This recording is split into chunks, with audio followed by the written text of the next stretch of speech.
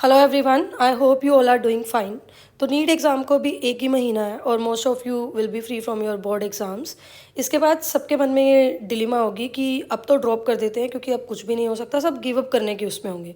इसके लिए मैंने एक सेपरेट वीडियो भी बनाया था कि आपको इस साल का नीट क्यों देना चाहिए, आपको ड्रॉप करने का क्यों नहीं सोचना चाहिए। आप डिस्क्रिप्शन में उसका लिंक है, उसे देख सकते हो।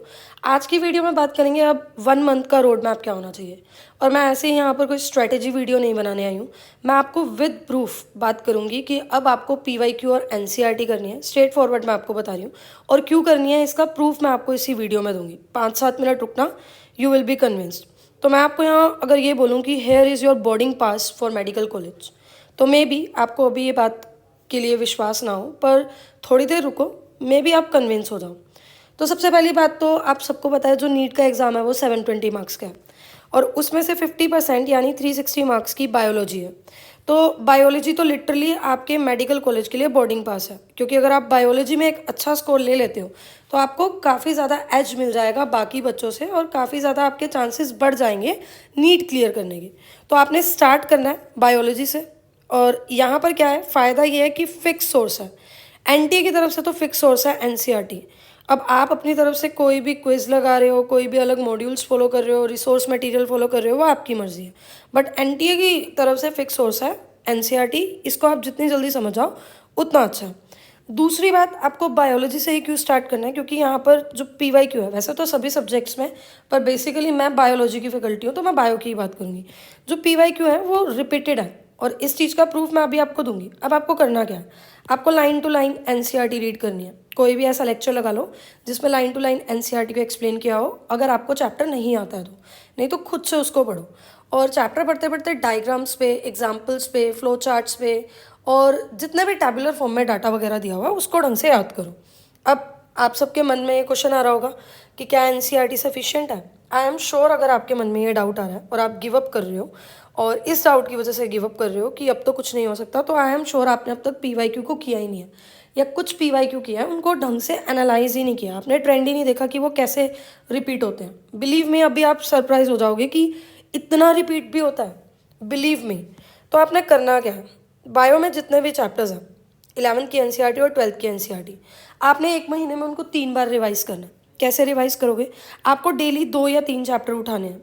कोई एक टफ उठा सकते हो, बाकी इजी उठा सकते हो, या फिर आप अल्टरनेट वे में उठा सकते हो, 11th के 2 चैप्टर और 12th का 1 चैप्टर। इस वे से आप 10 डेज़ में लगभग आपको 10 डेज़ के अंदर एक बार अपनी बायो कंप्लीट करनी है। फिर दोबारा से सेकेंड टाइम ऐसे रिवाइज करना है, उसको 10 डेज से कम टाइम पीरियड लगेगा। थर्ड टाइम फिर और कोशिश करनी है कि मैक्सिमम जितनी बार हो सके इस चीज़ को रिवाइज करो और मिनिमम एटलीस्ट 3 बार तो रिवाइज करो। Line to line chapter read करो और उसके बाद PYQ करो। अब PYQ जो है वो क्यों करना है, क्योंकि 70-80% क्वेश्चन पेपर PYQ से ही रिपीट होगा। अब मैं ज़्यादा टाइम वेस्ट नहीं करूँगी इन चीज़ों में, क्योंकि ये सारी चीज़ें आपको ऑलरेडी पता है। मैं आपको वो बताऊँगी जो आपको नहीं पता। मैं आपको मेटा एनालिसिस कर दिखाऊँगी PYQ की। ये मैंने कुछ प्रीवियस ईयर क्वेश्चन लिए हैं, ऑफकोर्स सभी चैप्टर्स के नहीं लिए क्योंकि वो बहुत बल्कि हो जाता, लेंदी हो जाता। मैं आपको प्रूफ देती हूँ कि हर साल PYQ कैसे आते हैं, मतलब PYQ करना क्यों ज़रूरी है, कैसे ये चीज़ें रिपीट होती हैं। अब आप देख सकते हो ये 2023 में क्वेश्चन दिया हुआ है और क्वेश्चन है ये IUD के ऊपर। तो मैच इट दिया हुआ है, मैं इसे सॉल्व कर नहीं दिखाऊंगी, इसके लिए मेरी अलग सीरीज़ चल रही है 10 मिनट्स 10 PYQ सीरीज़। आप उसमें देख सकते हो, आपको ज़्यादा अच्छी तरह प्रूफ मिलेगा कि कैसे सब कुछ NCERT में से है। अभी बस मैं आपको ये बता रही हूँ NCERT क्यों करनी है और PYQ करना है। आपको एग्जाम्पल दे रही हूँ, ये 2023 में आपके सामने क्वेश्चन पूछा हुआ है IUD से, ठीक है। इन सभी की एक्सप्लेनेशन आपको NCERT के पैराग्राफ में मिल जाएगी। अब 2022 में देखो, दोबारा से IUD पे क्वेश्चन दिया हुआ है। क्वेश्चन रिपीट होने का मतलब नहीं, ये नहीं होता कि स्टेटमेंट और ऑप्शन एग्जैक्ट आएंगे। PYQ का मतलब है रिपीट होने का, मतलब है क्वेश्चंस रिपीट होने का ये मतलब है कि उसी टॉपिक में से बार बार क्वेश्चंस पूछे जाएंगे घुमा फिरा कर, किसी मैचेड की फॉर्म में, या ऑप्शन को क्वेश्चन बना देंगे, क्वेश्चन को ऑप्शन बना देंगे। 2023 में आपने ये क्वेश्चन देखा IUD के ऊपर, 2022 में दोबारा से ये IUD के ऊपर क्वेश्चन है और एग्जाम्पल्स भी यही दे रखे हैं, सेम NCERT में से। फिर दोबारा देखो 2022 में एक और क्वेश्चन दिया हुआ है जिसमें IUD के मैकेनिज्म की बात की हुई है, तो आप देख सकते हो दोबारा रिपीट हो रहा है 2022 में ही IUD के ऊपर क्वेश्चन। और ये भी आप देख सकते हो यहाँ पर एक मैच द फॉलोइंग दिया हुआ है जिसमें एक ऑप्शन में IUD के बारे में पूछा गया, तो यहाँ भी IUD का यूज़ हो रहा है, इंट्रा यूट्राइन डिवाइस के बारे में पूछा गया। 2021 में देखो दोबारा से आईयूडी के ऊपर क्वेश्चन। 2021 में आप एक और क्वेश्चन देख सकते हो जो हार्मोन रिलीजिंग आईयूडी में से है। 2019 में आ जाओ, दोबारा से हार्मोन रिलीजिंग आईयूडी पे। 2021 में हार्मोन रिलीजिंग आईयूडी पे, 2019 पे आ जाओ हार्मोन रिलीजिंग आईयूडी पे। 2017 में आ जाओ कॉपर रिलीजिंग आईयूडी पे। उसके बाद 2016 पे आ जाओ अगेन हार्मोन रिलीजिंग आईयूडी। उसके बाद 2016 में जो ये मैचिट वाला क्वेश्चन दिया हुआ है इसमें भी आईयूडी का जिक्र किया हुआ है। 2014 में देख लो hormone releasing IUD. Hormone releasing IUD तो एग्जैक्ट क्वेश्चन अब तक 4 बार आप देख चुके हो और आईयूडी में से बाकी क्वेश्चंस भी आप देख चुके हो। एक ही टॉपिक में से लगभग हर साल 2 क्वेश्चंस तो पूछे जा रहे हैं। उसके बाद 2011 में देखो आईयूडी के ऊपर क्वेश्चन पूछा गया है कि इसमें से कौन सा मोस्ट वाइडली एक्सेप्टेड मेथड है कॉन्ट्रासेप्टिव का इंडिया में, और ये क्या है आईयूडी। और ट्रस्ट मी ये सभी क्वेश्चन एनसीईआरटी की लाइंस में से हैं डायरेक्ट, 90% क्वेश्चंस, 90 से भी ज़्यादा। उसके बाद ये देखो 2008 में दोबारा ये क्वेश्चन पूछा गया जो मैचिट है जिसमें आईयूडी का एक ऑप्शन यूज़ किया गया कॉपर्टी। 2000 में देखो तो इसमें भी आईयूडी के ऊपर क्वेश्चन पूछा गया। बिलीव मी मैंने यहाँ 2000 तक के लगाए हैं क्वेश्चन, पर इससे पहले वाले क्वेश्चंस में भी आईयूडी का जिक्र है, 2000 से पीछे वाले में भी। तो आप काउंट कर लो आईयूडी पे अब तक 2023 से लेकर 2000 तक में कितनी बार क्वेश्चन पूछा गया। 1 2 3 अगेन 4 5 ये 6 7 8 9 10 11 12 13 14 15 16। आप देख सकते हो 24 साल के अंदर 16 बार आईयूडी पे क्वेश्चन पूछा गया।